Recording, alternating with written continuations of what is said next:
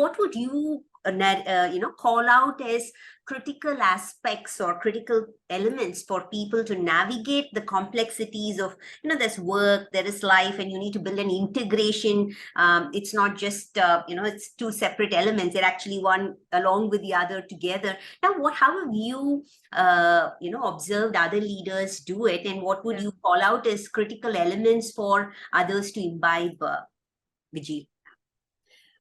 Thanks, Shri Priya. And, I must say that one of the things that's so wonderful about my job is I get to meet such phenomenal human beings who are all working on being better versions of themselves. Correct.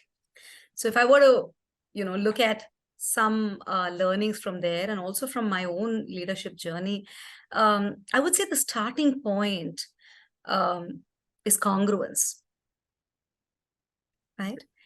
And I think to build congruence, because see, we're all just one person, right? And going back to your earlier questions, we're assuming so many roles.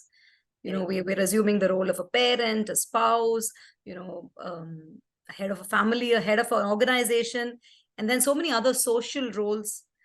And it's hard sort of wearing so many hats unless you're actually operating from your source, right? Which gives you that congruence. So I would say people who have been able to deeply understand themselves as to why they are in a certain way, what are their drivers, their likes, dislikes, behaviors, and just sort of figure yourself out first. That sets a huge, huge foundation to be a very good leader. And most times that's neglected. Right. Because again, we are so busy, doing external things, we're taking care of our people, we're doing all that. I sometimes, very senior leaders, when you ask them, a question in coaching saying, so what is it that, are you most passionate about? It takes a couple of minutes for them to, it's not that they don't know, but they've just lost that touch with themselves. So I think one is having that, deep inner wisdom and really understanding yourself. Because unless you understand yourself, you cannot, make a difference in this world or with others.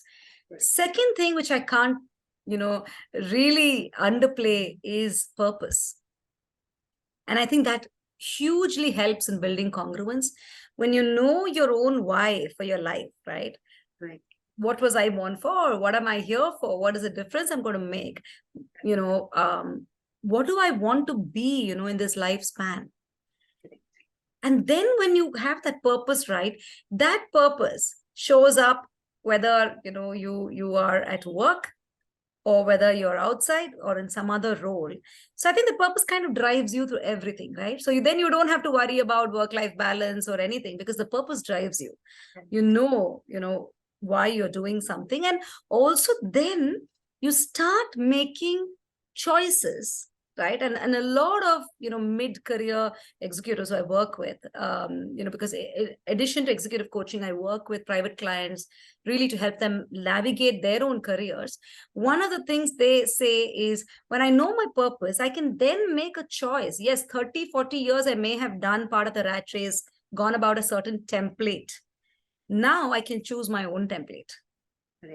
Right? So if, let's say, I am a person who values human connection, maybe I'm in the wrong job, or I'm in the wrong organization, or I'm in the wrong culture.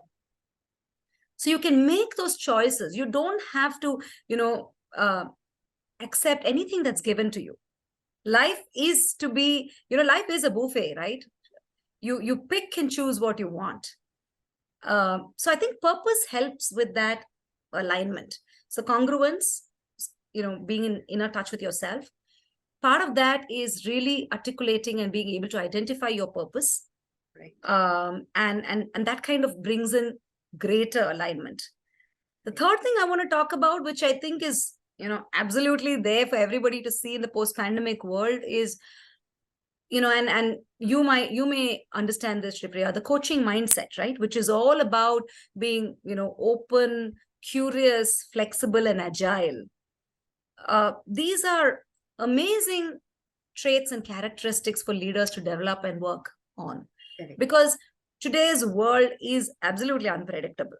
So instead of trying to bring back predictability, which is never going to happen, you may as well thrive through that, right? Learn to pivot and navigate better around, I would say, volatility and, all of that.